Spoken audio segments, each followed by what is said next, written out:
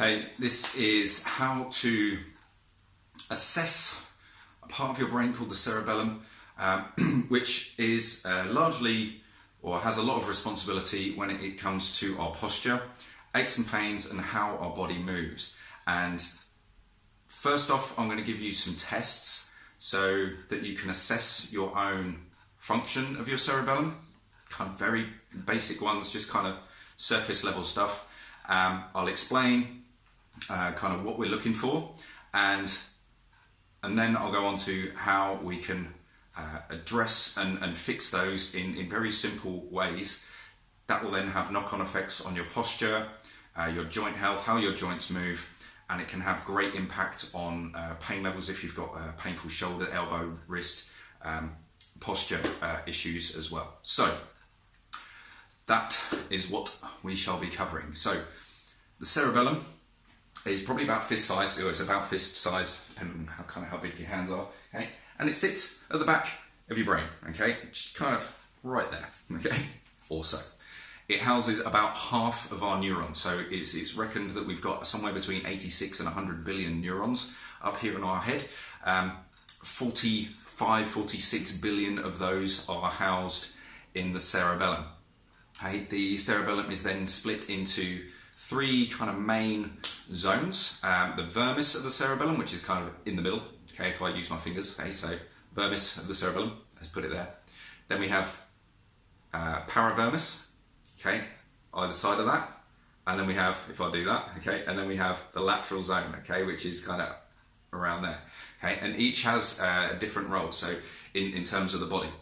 So the vermis in the middle there is largely involved with our axial skeleton, so that's our head, our jaw, our whole spine, okay, all the way down to the tailbone. Okay, the paravermis, the kind of the intermediate zone, is then largely, in terms of our joints at least, is largely involved in shoulder, elbow, hip and knee, and the lateral zone is kind of wrists, fingers, ankles and toes. Okay, so all the joints are of those areas.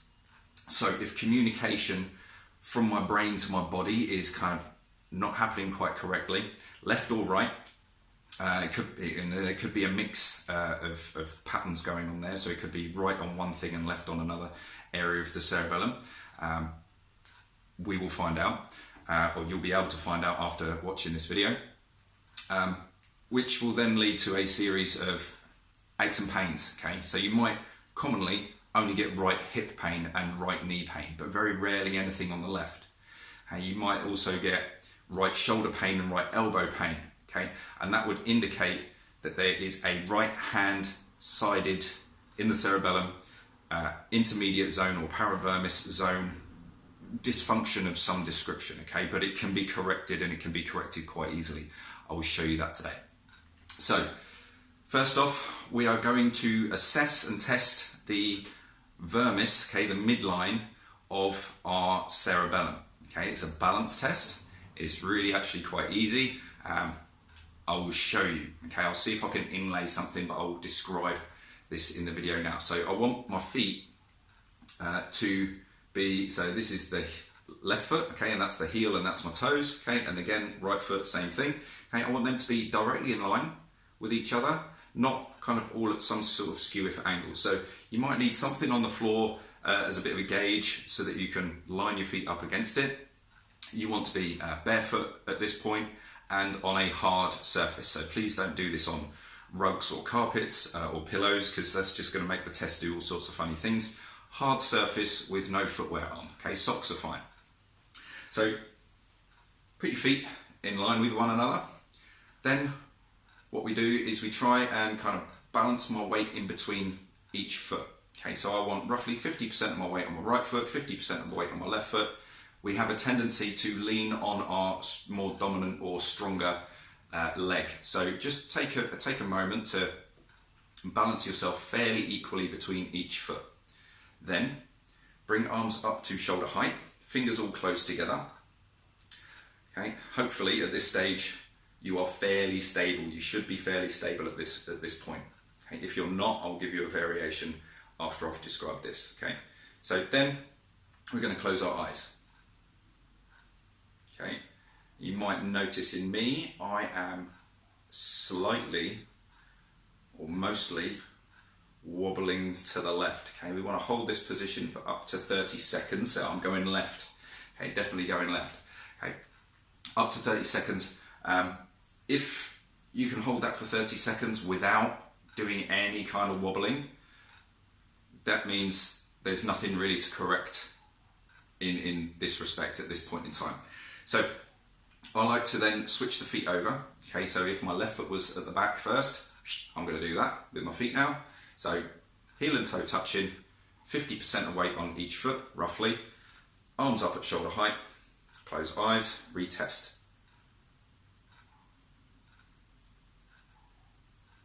Okay, and I'm still moving more left than I am right. So I now know after 2 tests, left side vermis. So I'm going to want to write that down, left side vermis, okay, or left side of spine.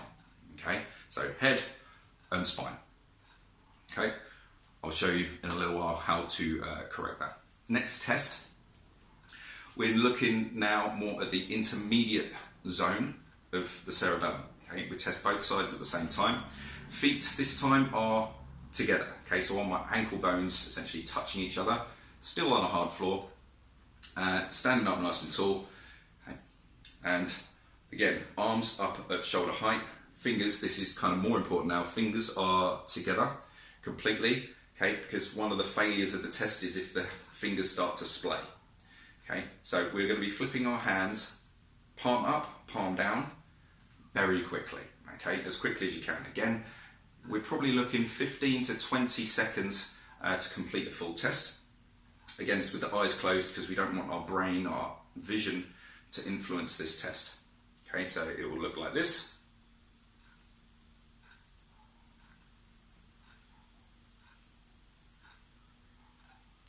Okay, and my left hand started cramping up there, and hopefully you saw, okay, it's not always easy to see.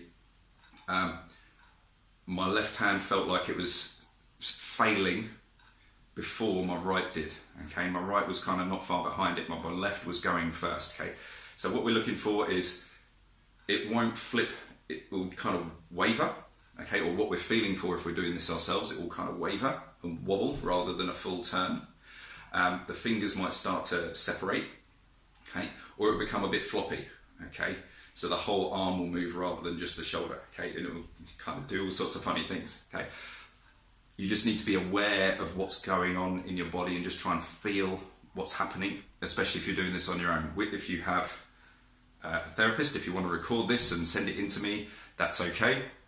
I'm happy to receive that, and just make sure you tell me which is your left and which is your right, so I know if I'm watching this as to which it is. Okay, again, write down intermediate zone, left. Okay, or shoulders, left. Either or will be fine. Okay, next test, again, we're still testing the intermediate zone. We can test it now at the elbows. So you pin your elbows in at your side.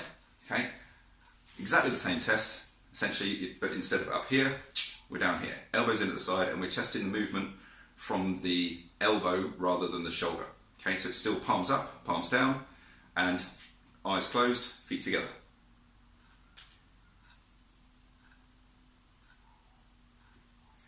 Okay, and I'm starting to feel, starting to feel my left one waver more than my right. Okay, so I can kind of confirm left side intermediate zone. Okay, we're now going to move on to the lateral zone, which is more fingers and wrists. Okay, so what we're going to do, both hands up, we'll test one hand at a time, and you'll be going from fully closed to fully open. Okay, eyes closed, standing up nice and tall. Okay, 10 or 12 open and close. Okay, I'm going to repeat that just to make sure I think I know. We're looking for the speed. So they're opening fully each side? Are they opening evenly each side? How does it feel? Okay, I'm feeling that my right hand is slower and a bit more disjointed. So I'm going to write down lateral zone, right hand side. Okay. We're going to move on now to lower body.